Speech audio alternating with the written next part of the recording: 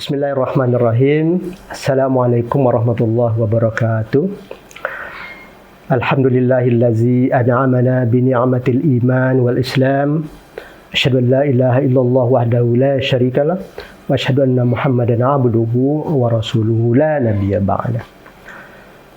Syukur kehadirat Allah Subhanahu wa taala telah memberikan nikmat dan rezeki, kesehatan dan kesempatan kepada kita sehingga kita bisa bertemu di channel yang berbahagia ini, Perti TV. Mudah-mudahan apa yang kita lakukan akan menjadi ibadah. Amin ya rabbal alamin.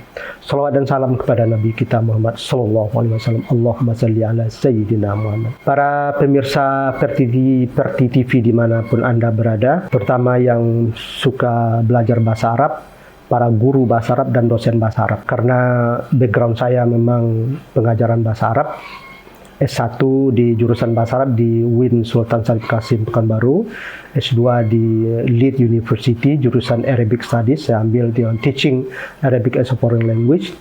Di S3 juga di Fakulti Bahasa Modern, saya ambil pengajaran bahasa Arab dalam kelas maya. Saya ingin membincang tentang fenomena mengajar bahasa Arab.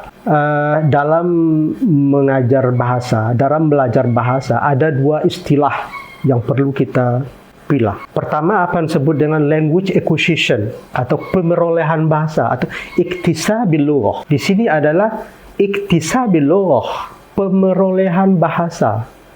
How to acquire language. Anak kecil dia memperoleh bahasa ibunya. Mereka tidak belajar bahasa. Memperoleh bahasa secara alami. Dari pergaulannya sehari-hari, dari lingkungannya, dari interaksinya dengan mak dan ayah, dengan kakak dan adik dan teman-teman di lingkungannya. Hari demi hari kosakatanya bertambah. Hari demi hari bagaimana kalimat tuturannya, pola-pola kalimat bertambah. Itu karena sering didengarnya, terus ditirunya. Didengarnya, ditiru, didengar, ditirunya.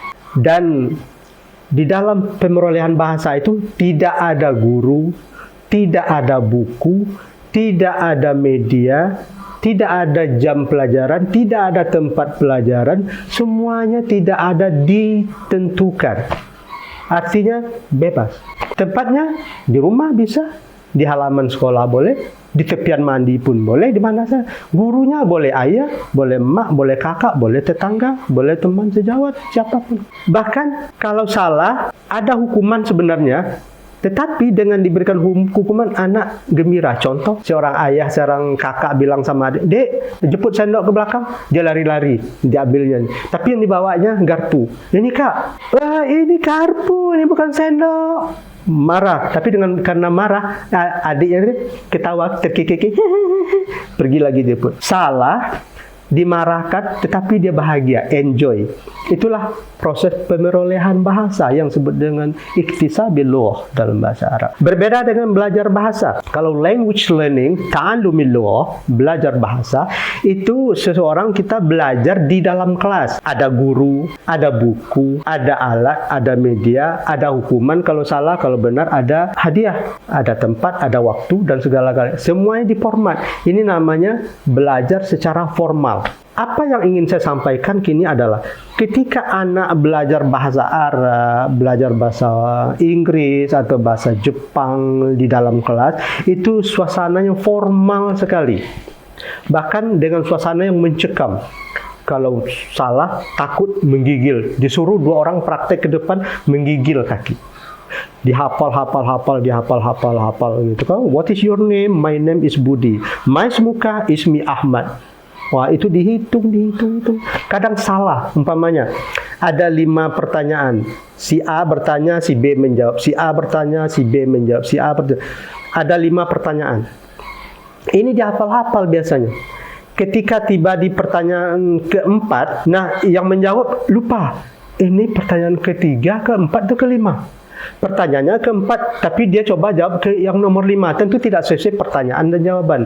Inilah yang model pembelajaran yang formal, kita menghafal-hafal. Beda dengan yang di iktisabil lughah. Apa yang ditanya, itu yang dijawab. Itu praktek. Tidak ada sistem menghafal, hanya real kontekstual. suasana mengajar bahasa di dalam kelas yang penuh dengan aturan, kadang salah membuat anak stres, motivasinya hilang, besok tak mau lagi belajar. Bagaimana sebaiknya seorang guru bahasa Arab, seorang guru bahasa Inggris memoles proses pembelajaran formal di dalam kelas ini dengan nuansa iktisabil lughah tadi. Artinya apa? Walaupun suasana formal tapi dibuat secara non formal seperti anak kecil memperoleh bahasa. Maka diperlukan dengan metode direct method atau tariqatul tabi'iyah, tariqatul mubasyir, metode langsung. Dalam metode langsung seperti anak kecil tadi, ketika orang tua menyebut sebuah benda kepada anak, "Dek, ambil jeruk bawa sini." Ketika anak mendengar, "Dek, ambil jeruk bawa ke sini," dia paham, "Oh, saya ambil jeruk antar ke situ." Maka dia melakukan, pergi dia jalan, diambilnya jeruk, bukan pisang ya, jeruk, diantarnya. Itu di dalam tariqatut tadrisil lughah, dalam teaching method, itu namanya total physical response, istijabatul jasadiyatul kamilah. Itu respons fisik secara total. Itulah meniru, metode ini dengan meniru anak kecil. Anak kecil memperoleh bahasa dengan metode ini. Disuruh oleh orang tuanya, orang tua memberikan perintah, anak merespon bukan dengan menjawab, tapi menjawab dengan melakukan. "Dek, ambil jeruk, bawa ke sini."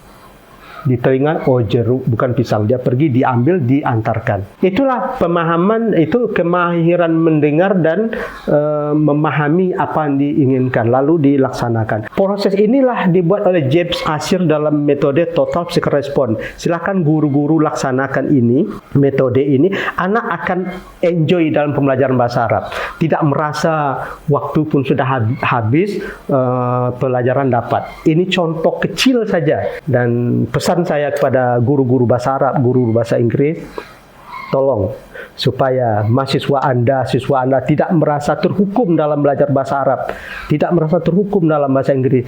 Gunakan, aplikasikan, manfaatkan konsep-konsep anak belajar bahasa ibu seperti apa, itu dipakai di dalam pembelajaran bahasa di dalam kelas, sehingga suasana formal seolah-olah serasa tidak formal, enjoy dia. Maka ketika anak salah, tetap kita puji, "Oh, bagus usahanya."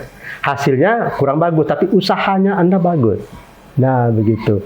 Maka di dalam metode pengajaran banyak dengan metode bermain, metode role play, metode drama, suggestopedia.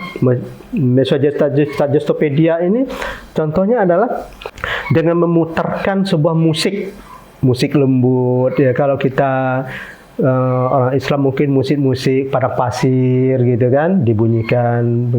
Ketika mendengar satu musik itu pasti muncul pikiran kita apa. Nah, di dalam metode ini setelah kita putarkan musik klasik yang lama, sudah itu silakan mereka berpikir, kemudian coba sebutkan apa yang Anda pikirkan.